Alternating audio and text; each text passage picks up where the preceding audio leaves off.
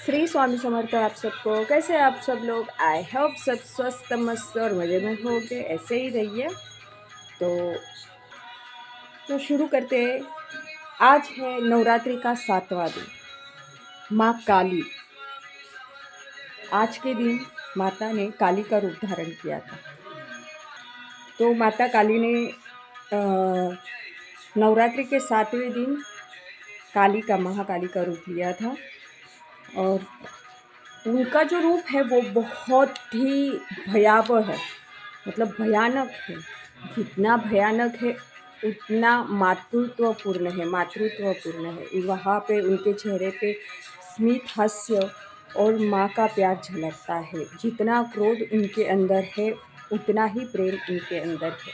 उससे 2 गुना ज़्यादा एक माँ का प्रेम उनकी आँखों में छलकता हुआ होता है। जितना भय उनको देख के लगता है उतना ही प्यार जब वो आपको देखती है वो पता चलता है।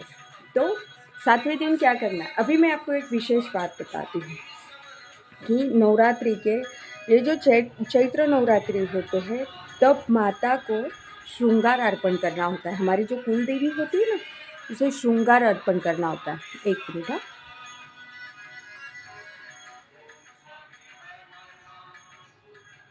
हाँ, तो माँ को श्रृंगार अर्पण करना होता है। श्रृंगार मतलब क्या?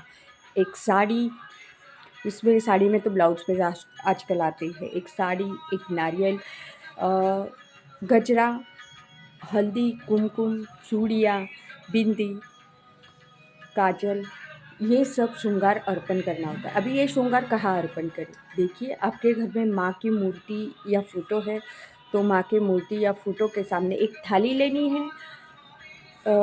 नई साड़ी चाहिए वहाँ पे। वो साड़ी एक थाली में रखनी है। उस थाली में वो सारी श्रृंगार की चीज़ें उस साड़ी के ऊपर रखनी है और माँ को वो जो थाली है अपने हृदय के पास पकड़नी है, हृदय को लगानी है। मतलब जो हमारा छाती का भाग होता है वहाँ पे लगानी है और फिर माता के सामने, माता के मंदिर के सामने रख देनी है और माता को कहना है कि हे माँ, आज तक आपकी वजह से, आपके वरद हस्त ने हमें बहुत कुछ दिया है। तो ये जो आपने हम पे प्रेम बरसाया है, आपकी छत्र छाया आप सदैव बनी रखिए। उसमें से एक छोटा-सा तिल मात्र सा भाग मैं आपको अर्पण करती हूँ, प्रेम से स्वीकारिए। इसे मराठी में वटी कहते हैं। वटी मतलब क्या? कि माँ का श्रृंगार। वटी मतलब क्या? कि जो हमारी नाभि होती है ना, नाभि, उसे वटी कहने में आता है, गर्भ कहने में आता है। तो उस गर्भ को हम पूजा करते हैं। तो वो वो गर्भ की पूजा होती है, वो माता को अर्पण करने में आती है। क्योंकि हम बच्चे जब देते हैं तो गर्भ से ही हमारे बच्चे उत्पन्न होते, पैदा होते हैं। तो वो उसे वटी कहने में आता है, बराबर। गुजराती में खोड़ो कहने में आता है। मेरा मराठी और गुजराती बहुत कन्फ्यूजन, प्लीज़ समझ लीजिए। और हिंदी में श्रृंगार कहने में आता है।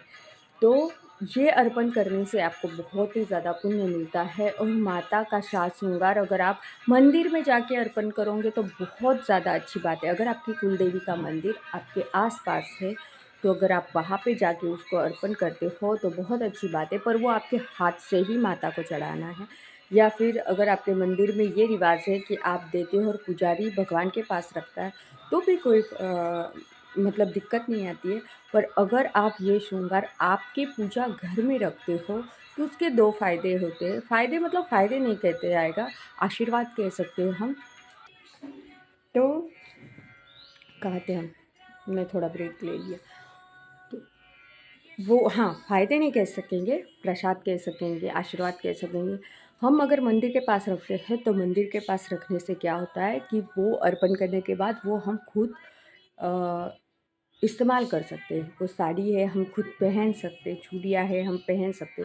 चूड़ियाँ अपने, अगर आपको घर में करना है तो आपकी नाप की चूड़ियाँ लाइए, बिंदी लाइए, आपको जो श्रृंगार अच्छा लगता है वो श्रृंगार रखिए माँ के पास। और वो आप खुद, अगर आपके घर में आपकी सास है तो सास को उसको दे दीजिए, बहुत अच्छी बात है। वो माता का वरद हस्त रहता है, आशीर्वाद रहता है अगर वो घर में ही करते हो तो। और मंदिर में करना चाहते हो तो अच्छी बात है, बहुत बढ़िया बात है, बराबर। और आप दोनों तरफ करना चाहते हैं, घर में भी और मंदिर में भी। मैं तो ये कहती हूँ कि अगर हमारी माँ हमारे पास है तो हम मंदिर में ढूंढने के लिए क्यों जाए। मैं ये नहीं कहती कि आप मंदिर मत जाइए, मंदिर में साल में एक बार हमारी माँ के मंदिर में तो जाना ही चाहिए। पूनम के दिन, वो भी पूनम होती है ना, उस दिन माँ के मंदिर में जाना ही चाहिए। पर घर में भी जो माँ बैठी है ना, तो उसको भी पूजा करो।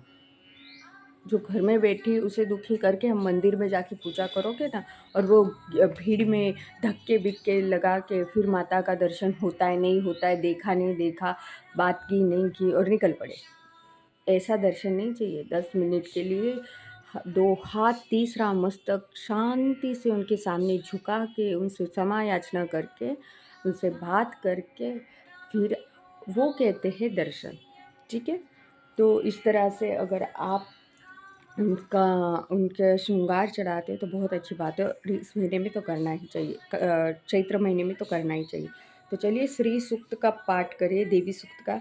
नमस्ते तुला महादेवी शिवानी, नमिती तुझ स्मरतो पूजितो सतत, भद्रे प्रकृती प्राणरक्षका, रौद्ररूपा नित्या गौरी धारिणी नमो तुझ, ज्योत्स्ना चंद्रिका सुखदा अंबे तुझ नमो नम, कल्याणी विनयाश्रुद्धी सिद्धी कुर्मा नमो तुआ, निवृत्तिर्भीमरक्षा तू शिवांगी तुझ नमो नम, संकटहारिणी दुर्गे सर्व कार्यात सुत्तम कीर्ती कृष्णा तशी धुमा, अंबा गौरी नमो नम, जीवलगती तू माये रौद्र रूप जरी तुझे, जगाला स्थैर्य देशी कृते देवी नमो नम, बुद्धिरूपाने विख्यात तिन्ही जगी झाल, त्या चैतन्या देवी पायी नमस्ते नमस्ते नमस्ते नमस्ते, निद्रा म्हणून मायला हे जग ओळखीत असे, त्या निद्रा देवी पायी नमस्ते नमस्ते नमस्ते।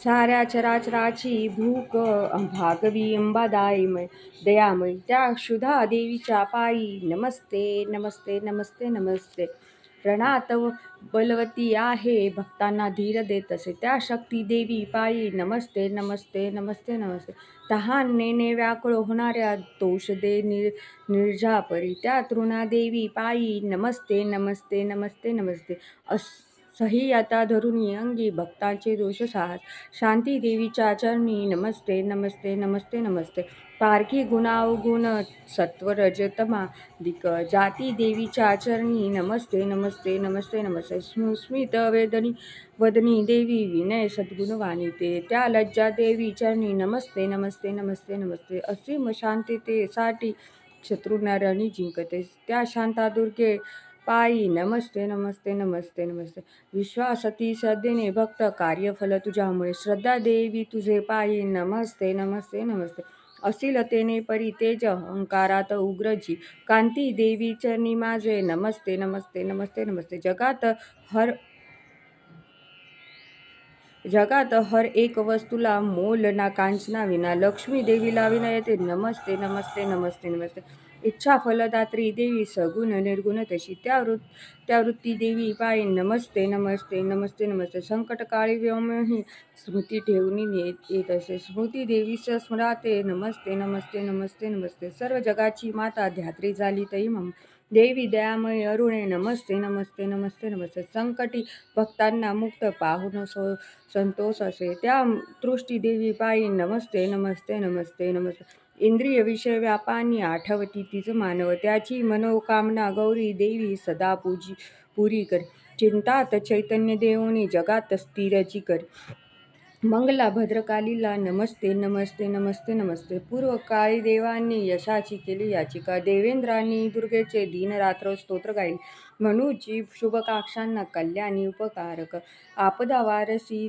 भद्रे भक्ता तू शुभांकरी, उन्मत्त सुरवैरी देवांना पीडिता बहु, त्यांनी पूजली ही देवी ती ज्या मार्गदायिनी, गौरीच्या आठवणीने आपदा नाश पावती, पळात संकटेना ती भजनी भक्त नम्रत्या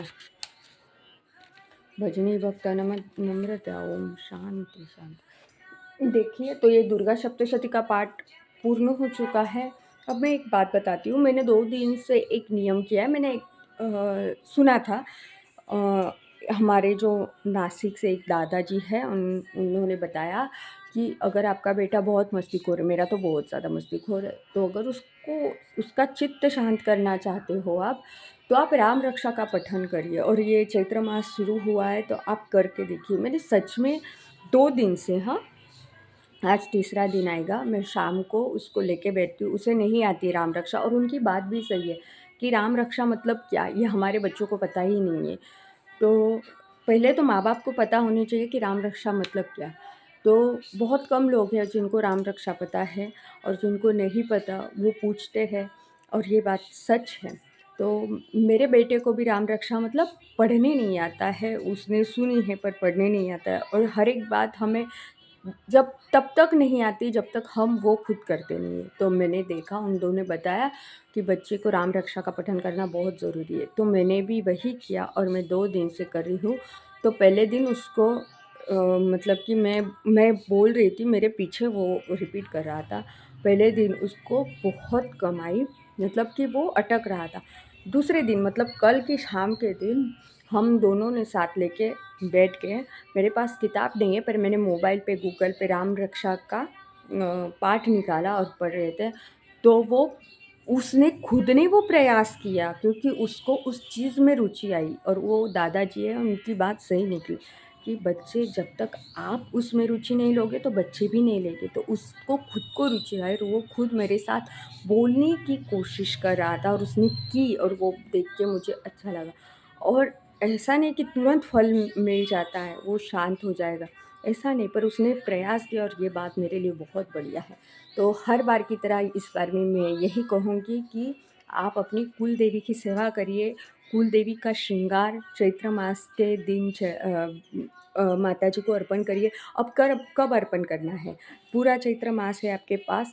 कल आपके माताजी का जो वार होता है मतलब मंगलवार या शुक्रवार, उस दिन आपको माता को श्रृंगार अर्पण करना है, ठीक है? या पूनम तक आपको श्रृंगार अर्पण करना है या चैत्र मास के किसी कारणवश लेडीज़ को पीरियड्स टाइम होता है तो उसकी वजह से अगर नहीं कर पा रहे हो, तो चैत्र मास जब तक ख़त्म नहीं होता है उसके अंदर अगर आप क्लियर हो जाते हैं तो किसी भी मंगलवार या शुक्रवार के दिन आप वो श्रृंगार माता जी को अर्पण करिए।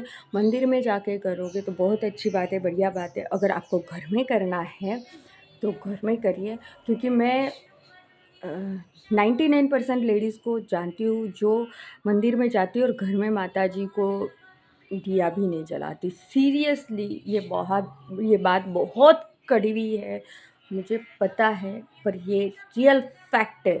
और माता जी का फ़ोटो तो है पर उसके सामने दिया नहीं जलाया, वह प्रेम से उनके सामने देखा नहीं, प्रेम से उनसे बात नहीं की। बात करो उनसे, देखिए प्रेम से, वो भी आपकी तरफ देख रही होगी, उसी प्रेम से देखिए और उनको श्रृंगार चढ़ाइए। मैं भी चढ़ाऊँगी, तब मैं आपको ज़रूर ये वीडियो बताऊँगी कि श्रृंगार कैसे होता है। तब तक के लिए स्वस्थ रहिए, मस्त रहिए, अपनी कुल देवी की सेवा में रमणीय रहिए। श्री स्वामी समर्थ।